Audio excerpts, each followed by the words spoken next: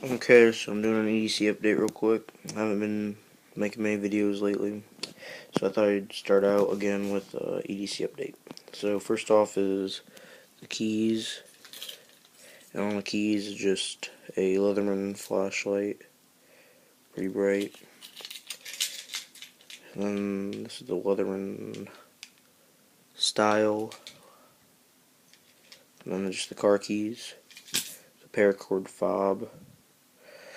Next is Streamlight, Stylus Pro in orange. Next, wallet, phone, same wallet, Purdue, wallet, leather, and then I only carry one of these at a time usually, but sometimes I carry CRKT Spew on my belt. It's a nice knife. Sometimes I carry the Kershaw Asset.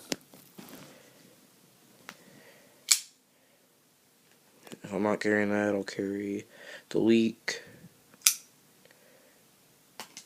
Sometimes I carry the Scallion for